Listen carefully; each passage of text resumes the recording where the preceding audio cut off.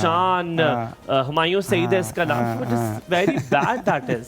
ہاں دیکھیں اصل میں میں اس کو جب الخدمت کی قربانی کی بات آئے گی میں اس کے ساتھ لنک کروں گا، لیکن میرا یہ خیال ہے کہ جو دین ہمیں یہ کہتا ہے کہ جب آپ کوئی چیز بنائیں اس میں شوربہ تھوڑا زیادہ کر لیں تاکہ اپنے پڑوس میں دے دیں، تو وہ بانٹنے کی بات کر رہا ہے. پھر یہ دین ہمیں یہ بھی کہتا ہے کہ جب آپ کوئی ایسی چیز کھاتے ہیں، لیٹس سپوز آپ فروٹ کھاتے ہیں، تو اس کے چھلکے اگر آپ نہیں دے سکتے تو باہر بھی نہ پھینکیں تاکہ وہ ان کی ایکسپلائٹیشن نہ ہو. تو میرا یہ خیال ہے کہ اس حوالے سے ایک بیلنس اپروچ کی ضرورت ہے، دونوں ایکسٹریم سے بچنا چاہیے. اسلام ویسے بھی اعتدال کا دین ہے، اس میں یہ ہے کہ آپ اچھی سے اچھی قربانی کریں جو اللہ تعالیٰ نے آپ کو وسائل دی ہیں، اور اس میں یہ بھی ہے کہ ہمارے ساتھ بے شمار ایسے ڈونرز ہوتے ہیں جو اپنی قربانی کے ساتھ ساتھ ان غزہ کے مظلوم مسلمانوں کو بھی یاد رکھتے ہیں. ٹھیک ہے، وہ جو ڈپرائیوڈ لوگ ہوتے ہیں ان کو بھی یاد رکھتے ہیں.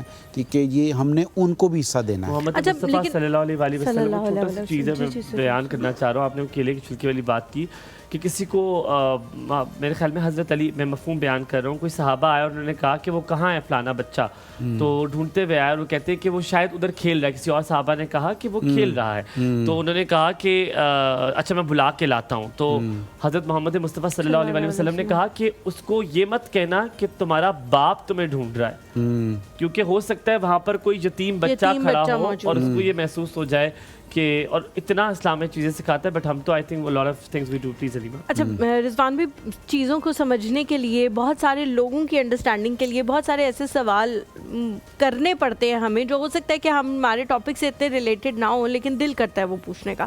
اسی طرح کا ایک سوال جو آپ نے مثال دی، جس کے بارے میں ہمایوں نے بھی ایک بڑی اچھا واقعہ ہمیں سنایا. ہمارے ہاں پاکستان میں جوائنٹ فیملی سسٹم کا رواج ہے، ہم لوگ جوائنٹ فیملی سسٹم میں رہتے ہیں. اسی میں بہت ساری چیزیں کور بھی ہو جایا کرتی ہیں کبھی کبھی، کہ ایک بھائی جو ہے اگر وہ اتنا افورڈ نہیں کر رہا اور دوسرا بھائی افورڈ کر رہا ہے، تو کبھی کبھی بجلی کے بل میں بھی تھوڑے بہت مدد ہو جاتی ہے، گروسری میں بھی مدد ہو جاتی ہے، سب کے بچے ایک ہی چیز یوز بھی کر لیتے ہیں، فائدہ بھی اٹھا لیتے ہیں.